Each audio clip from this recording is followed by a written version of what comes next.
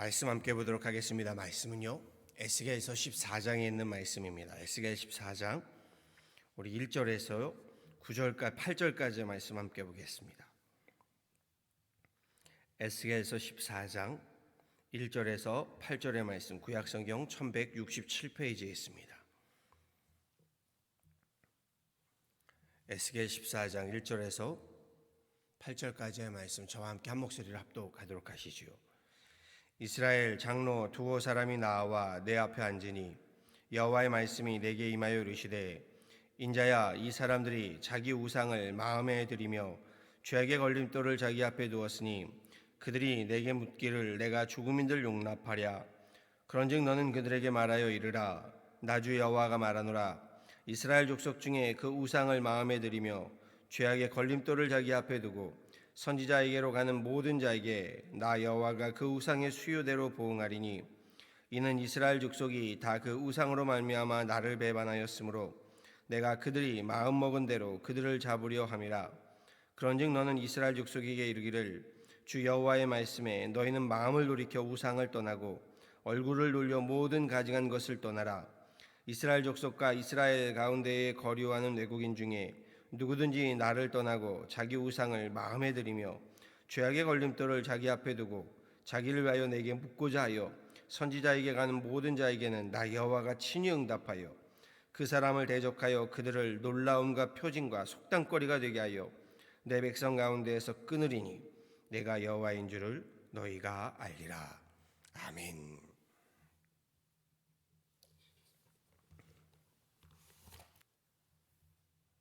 오늘 말씀 묵상은요, 에스겔 14장에 우리 함께 묵상하지는 않았지만 14절의 말씀으로 함께 시작하려 합니다. 14절에 이렇게 말씀합니다. 비록 노아, 다니엘, 욥 이 세 사람이 거기에 있을지라도 그들은 자기의 공의로 자기의 생명만 건지리라 라고 말씀합니다. 이 말씀만으로는 무슨 뜻인지 알기 어렵습니다. 노아와 다니엘과 욥은요, 이스라엘 역사에 있어서 빼놓을 수 없는 지혜자들이고 또 의인들로 평가받는 자들이죠. 그런데 노아와 다니엘과 욥과 같은 위대한 의인들이 거기에 있을지라도 하나님은 자기의 공의로 자기의 생명만 건지리라 라고 하시는 말씀은요, 당대의 이스라엘이 노아와 다니엘과 욥과 같은 위대한 위인들이 있을지라도 저들이 구원받지 못할 것이다 라는 말씀입니다. 저들이 용서받지 못할 것이다 라는 말씀입니다. 즉 하나님께서 노아와 다니엘과 욥이 지금 이스라엘 가운데 있을지라도요, 당대의 이스라엘의 죄악을 하나님이 용서치 않겠다라는 말씀입니다. 그만큼 당대의 이스라엘의 죄가 크다라는 것을 비유적으로 말씀하시는 거죠. 하나님께서 이스라엘에 그처럼 분노하시고 질책하시는 죄가 무엇인가요? 그 죄가 우리가 함께 봉독한 14장 앞부분에 나와 있는 말씀이죠. 3절에 하나님 이렇게 말씀하시지요. 인자야, 이 사람들이 자기 우상을 마음에 들이며 죄악의 걸림돌을 자기 앞에 두었으니 그들이 내게 묻기를 내가 조금인들 용납하랴. 4절에서는요, 하나님은 우상 숭배에 대한 진노의 말씀을 계속 전합니다. 그런즉 너는 그들에게 말하여 이르라. 나 주 여호와가 말하노라. 이스라엘 족속 중에 그 우상을 마음에 들이며 죄악의 걸림돌을 자기 앞에 두고 선지자에게로 가는 모든 자에게 나 여호와가 그 우상의 수요대로 보응하리라. 그러면서 7절 8절 말씀에서는요, 우상을 마음에 들이며 죄악의 걸림돌을 자기 앞에 두고요, 자기를 위하여 내게 묻고자 하는 선지자에게 가는 모든 자에게 하나님은 그를 대적하여 그를 놀라움과 표징과 속담거리가 되게 하고 내 백성 가운데서 끊어지게 하겠다라고 말씀하십니다. 우상을 마음에 들이며 선지자를 찾아갔다, 무슨 말인가요? 저들이 하나님을 섬김과 함께요, 필요에 따라서는 우상을 찾았다라는 말씀입니다. 하나님께서 우상 숭배를 얼마나 혐오하시는지요. 하나님을 섬기면서도 우상을 찾는 자들 하나님 백성 가운데서 끊어버리겠다고 하십니다. 앞서 말씀드린 노아, 다니엘, 욥 이 세 사람이 저들과 함께 있을지라도 이스라엘의 죄를 용서치 않겠다라고 말씀하십니다. 본문의 앞선 13장에서는요, 오늘 14장이지만 앞선 13장에는 이스라엘 백성들이 보여주는 우상 숭배의 모습이 기록되어 있습니다. 그런데 그 모습들이요, 허탄한 묵시를 따르고요, 전복을 따르고 산당을 찾았다라는 말씀들입니다. 하나님의 말씀을 믿는다라고 하면서요, 또 누구의 말을 믿었다는 것인가요? 점장이의 말을 믿었다는 말씀이지요. 무당의 굿과 부적의 힘을 믿었다라는 말씀인 겁니다. 사람은 에스겔 시대와 같이요, 미래가 혼탁하게 되고요, 앞날이 뒤숭숭한 시대적 상황을 처하게 되면 불안한 심정에 우리 지푸라기라도 잡는 심정으로 용한 점장이나 무당을 찾게 되나 봅니다.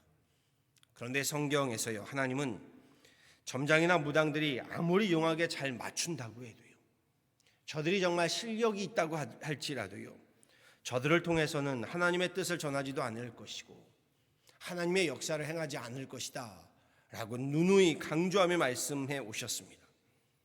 도리어 귀신과 신접한 점쟁이나 술객은 그 땅에서 멸절할 것을 명하셨습니다. 귀신에 정말 신접한 용한 점쟁이가 있다는 겁니다. 그런데 하나님은 그런 점쟁이나 술객들은 멸절시키라고 말씀하십니다. 앞선 13장에서는 하나님은 저들을 사람의 영혼을 사냥하는 자들이다라고 말씀하십니다. 우상 숭배의 문제는요, 옛 이스라엘 사람들의 문제만은 아닌 줄 압니다. 특별히 우리 믿는 사람들 가운데도요, 이 우상 숭배의 모습은 이스라엘 백성들과의 모습만 조금 다를 뿐이죠, 지금도 엄연히 존재하는 것을 보게 됩니다. 앞서 말씀드렸듯이요, 하나님을 섬기면서도 허탄한 묵시를 따르고 전복을 따르는 모습은요, 우리 신앙인들 가운데도 만연하고 있다는 것이요. 여기에 우상 숭배는 단지 주술적이고 미신적인 행위만을 뜻하는 것도 아닙니다. 우상이라는 것은요, 마음을 다하고 뜻을 다하고 힘을 다하고 그렇게 신뢰하고 소망하고 사랑해야 할 하나님 대신에 하나님 자리를 차지하고 있는 모든 것들을 가리킵니다. 우리가 하나님보다 더 신뢰하고 있는 것, 더 소망하고 있는 것, 더 사랑하고 있는 것, 그것이 바로 우상이 된다는 거지요. 열국의 아버지 아브라함의 예를 들어보면요, 그는 정말 하나님을 잘 섬겼던 믿음의 조상이었지요. 그런 아브라함도요, 100세의 아들 이삭을 보게 되자 마음이 흔들리기 시작합니다. 하나님의 자리에 아들 이삭이 올라가게 된 것입니다. 하나님보다 더 이삭을 신뢰하게 되고요, 그를 소망하게 되고요, 그를 더 사랑하게 된 것이죠.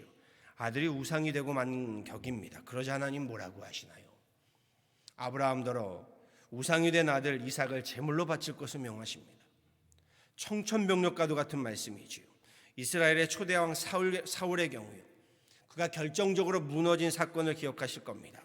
아말렉과의 전투에서 차지하게 된 아말렉의 모든 소유 곧 가축에서부터 전리품까지 취하지 말고 모조리 진멸할 것을 하나님 말씀하시죠. 그러나 사울은 전쟁 후에요, 자신이 보기에 좋고 기름진 것을, 가치 있는 것을 취하게 됩니다.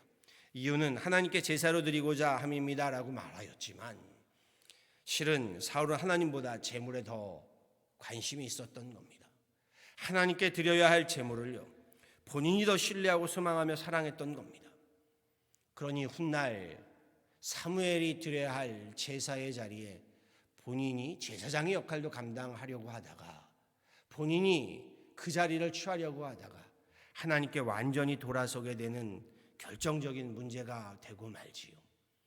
하나님 말고 하나님의 자리에 제물을 올리고요, 왕의 권력을 올리다 보니 이 문제가 터지고 만 겁니다. 자기 자신이 자신의 의가 하나님의 자리를 차지하였던 분도 계십니다. 다름 아닌 예수 믿는 자들 잡아 가두고자 다메섹으로 향하던 거듭나기 전에 사울이죠. 사울은 누구보다 하나님을 열심히 믿는다고 자부했지만 그는 하나님보다 자기 자신의 의를 더 믿었던 겁니다. 자기가 율법을 지켜오면서 우리가 행해왔던 자신의 의로움, 오늘날도 따지면요, 하나님의 말씀보다 내 믿음이 더 위에 있었던 겁니다. 그러니 하나님께서 그를 오히려 치셨던 것을 보게 됩니다. 지금도 우상숭배의 문제는 만연합니다. 지금은 우리 자본주의 사회를 살다 보니요, 대개 많은 경우 돈이 수많은 인생들의 가정들의 주인이 되어버렸습니다. 심지어는 교회 주인도 돈이 되었습니다. 돈이 가정을 삼켜버리고 인생을 삼켜버리고 교회도 삼켜버리는 시대를 우리는 살고 있습니다. 주인이 돈이 되어버린 것이요. 오늘 말씀처럼요. 하나님도 섬기고 돈도 섬깁니다. 아니, 조금 더 말씀 나아가면 하나님을 섬기는 목적과 방향이 돈이 되는 경우가 허다합니다. 그런가 하면요, 아브라함과 같이 자녀가 주인인 인생 또한 많은 것 같습니다. 성경은 자녀, 재물, 하나님의 축복이라고 말씀하죠. 그런데 이 자녀와 재물이 죄악은 아니나 앞서 말씀드린 바와 같이요, 자녀와 재물을 하나님보다 앞세우고 하나님보다 더 신뢰하게 되면, 하나님보다 더 사랑하게 되면 문제가 되고 마는 겁니다. 돈이나 자녀만의 문제로 끝나지 않습니다. 성공과 출세가 주인의 자리를 차지하는 경우도 많습니다.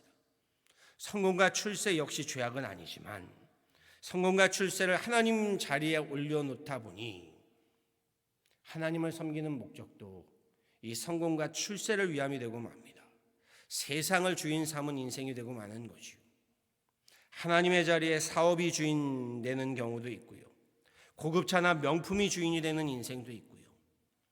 또 어떤 분들은요, 여행이 주인 되는 분들도 계십니다. 그러다 보니 여행 때문에 하나님을 섬기지 못합니다. 어떤 분들은 술이나 마약, 도박과 성, 육신의 정욕들, 안목의 욕망들, 이생의 자랑이 인생의 영혼의 주인 노릇을 하는 경우도 많습니다. 주인을 누구로 삼느냐에 따라서요, 우리 인생은, 우리의 가정은, 우리 영혼은 확연히 달라지지요. 내 인생의 주인은 누구인가? 내 삶을 지배하고 있는 것은 무엇인가? 라는 말씀입니다. 내가 가장 믿고 신뢰하는 것, 내가 가장 바라며 소망하는 것, 내가 가장 사랑하는 것 누구시냐라는 겁니다. 오늘 말씀에서요, 우리의 삶을 분명히 할 필요가 있습니다. 우리의 삶의 주인을 우상이 아닌 하나님으로 삼아야 한다는 겁니다. 그것이 생명의 길이고 복을 받는 길이기 때문이지요. 앞서 하나님이요, 우상 숭배를 얼마나 혐오하시는지, 얼마나 진노하시는지요. 하나님을 섬기면서도 우상을 섬기는 일을 얼마나 가증히 여기시는지를 보았습니다. 우상을 떠나지 않으면 하나님이 그를 하나님의 백성에서부터 끊어버리겠다라고 말씀하셨습니다. 6절 후반부의 말씀으로 말씀을 마치지요. 주 여호와의 말씀에 너희는 마음을 돌이켜 우상을 떠나고 얼굴을 돌려 모든 가증한 것을 떠나라. 바라고 소망합니다. 우리의 마음을 돌이켜 우상을 떠나고요, 얼굴을 돌려 모든 가증한 것을 떠나서 하나님의 백성됨을 확고히 할 수 있는 그럼 귀한 믿음의 사람들 다 되시기를요, 우리 주 예수 그리스도의 이름으로 간절히 축원합니다. 아멘. 함께 기도하도록 하시죠. 참 좋으신 하나님, 오늘도 새벽을 깨워가며 주님 앞에 나와 주님의 전에 함께 예배하며 기도합니다. 하나님, 함께 예배합니다. 우리의 예배를 받으시고 이 예배를 통하여 하나님 더욱더 영광과 존귀를 받아 주옵소서. 주님, 오늘 말씀과도 같이 우리가 하나님을 섬긴다 하면서도 세상을 함께 섬기고 우상을 함께 섬기고 있지는 않은지 오늘 말씀을 통하여 다시금 우리를 돌아보게 됩니다. 이스라엘 백성들 하나님의 선민 백성임을, 하나님 율법을 철저히 지키며 하나님을 잘 믿노라 하는 저들도 결국 하나님 우상으로 인하여 하나님의 진노와 심판을 면치 못했음을 보게 됩니다. 이 시대를 살아가면서 우리가 하나님을 사랑하고 신뢰하고 우리가 더욱더 소망해야 할진데, 하나님의 자리에 우리가 올려놓고 있는 우상들이 무엇인지를 돌아보게 하시고 우리로 다시 또 다시 하나님이 하나님 되시도록, 주님이 우리의 주인 되시도록, 우리 인생의 주인이요, 우리 기업의 주인이요, 하나님 우리 가정의 주인이요, 우리 영혼의 주인이요, 우리 교회의 주인이요, 우리 사회의 주인이요, 학교의 주인이요, 나라와 민족의 하나님 주인 되심을 분명히 하게 하여 주옵소서. 그리할 때에 주님께서 하나님 우리의 하나님 되시고 우리는 하나님의 백성됨의 이 축복을 놓치지 않게 하여 주셔서 하나님의 백성에서부터 끊어버리시겠다 하는 이 무서운 말씀 하나님 우리가 기억하고 명심하여서 마음을 돌이켜 우리의 삶 가운데 우리의 심령 가운데 하나님 모든 우상들을 제하여 버리고 하나님의 백성됨을 확고히 하는 그런 매일의 하나님 우리의 삶이 되게 하여 주옵소서. 교회 모든 우리 목회의 하나님 일정들 계획들 특별히 하나님 구역회를 앞두고 행하는 모든 일들이 하나님 보시기에 아름다운 주님이 주인 되어지는 그런 귀한 결정들 여정들 되게 하여 주시고 이 모든 우리 교회의 하나님 계획들을 통하여 하나님이 하나님 되심을 드러낼 수 있는 그런 귀한 목회 사역 되게 하여 주옵소서. 오늘도 하나님이 우리 삶에 우리 가운데 주인 되심을 확고히 하고 분명히 하는 귀한 하루 되기를 바라와서 이 모든 건 예수 그리스도를 받들어 간절히 기도하였습니다. 아멘.